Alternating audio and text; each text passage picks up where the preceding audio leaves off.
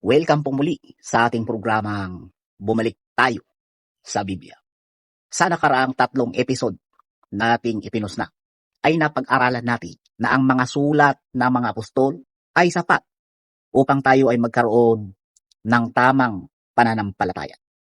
At yung mga aral na kanilang isinulat ay siya pa ring authorized upang tayo ay magkaroon ng pagkikisama sa mga apostol, sa mga naunang Kristiyano, sa ating Panginoong Hesus at sa ating Diyos Ama.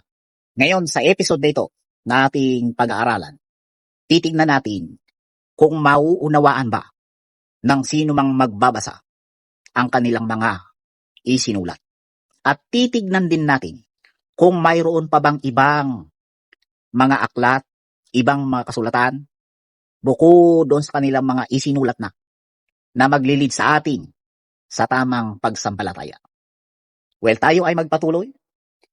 Una nating basahin ang sinasabi ni Apostol Pablo sa aklat ng mga Galacia, chapter 1. Basahin natin. Datapwat kahimat kami o isang anghel na mula sa langit ang mangaral sa inyo ng anumang ebanghelyo na iba sa aming ipinangangaral sa inyo ay matakwil.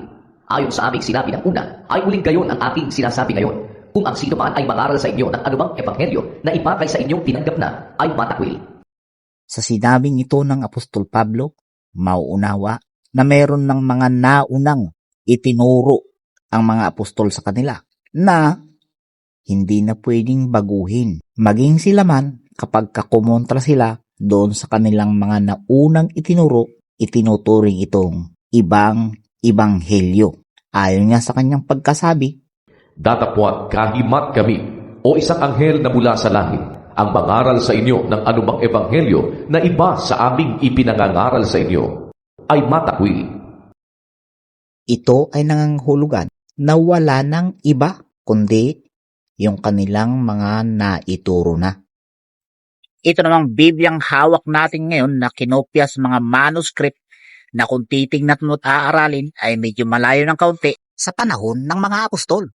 Pero ayon sa mga scholar, ito ay nasulat mula 40 AD hanggang 90 AD or up to 100.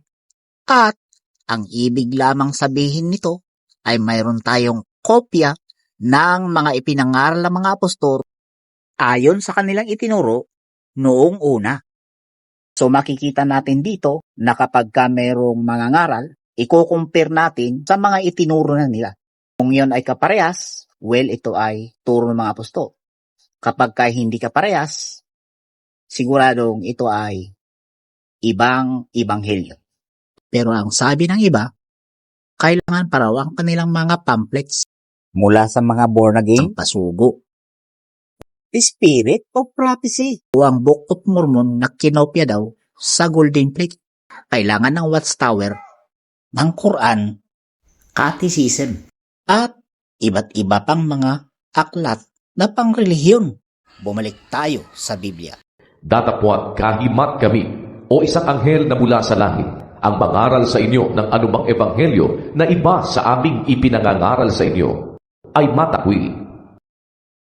Dito'y kauna-unawa na wala ng ebanghelyo na ipapangaral pa, kundi yaon ng kanilang mga ipinangaral na, kasama itong kanilang mga isinulat.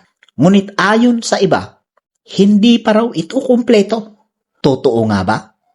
Basahin natin sa 2 sulat ni Apostol Pablo kay Timoteo.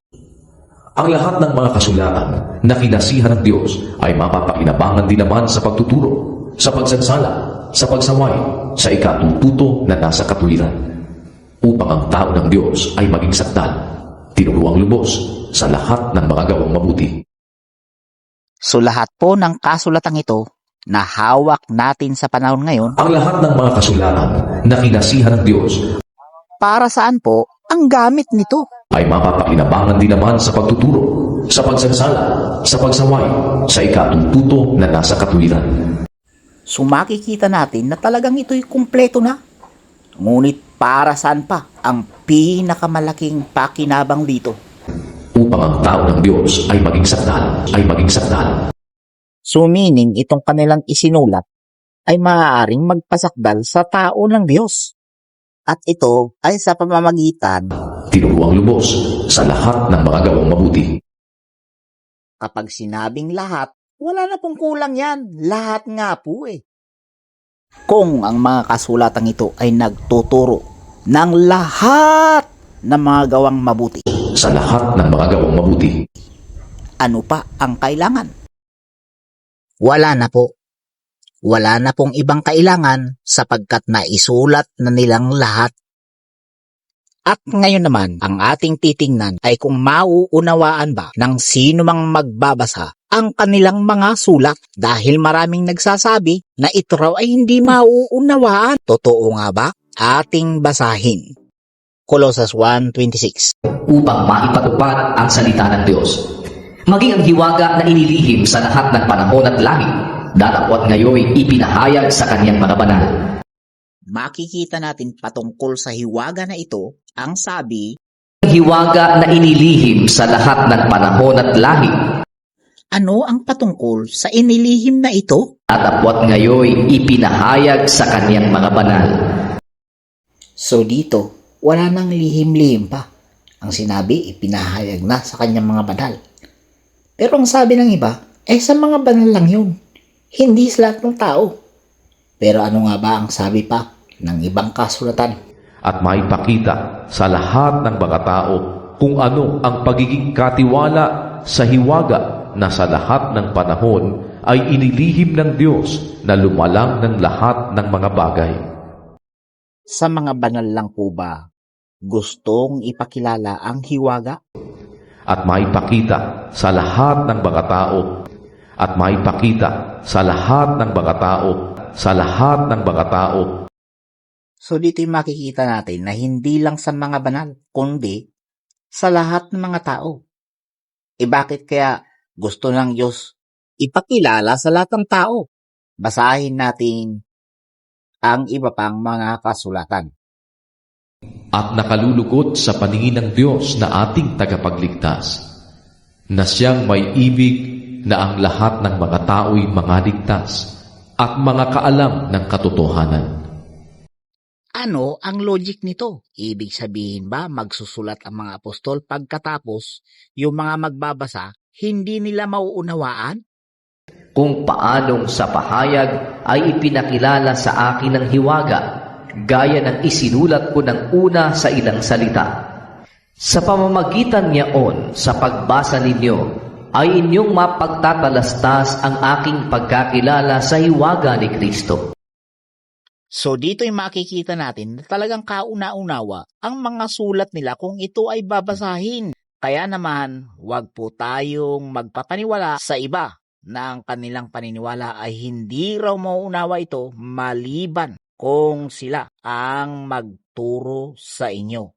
Basahin po natin ang ating Biblia. Kauna-unawa po yan. At diyan, magkakaroon tayo ng tamang pagsampalataya. Hanggang sa muli, kayo'y aking inaanyayahan dito sa Bumalik Tayo sa Biblia. Abangan po natin ang susunod na episode. Thank you. All things are ready, come to the feast, come for the table now is spread.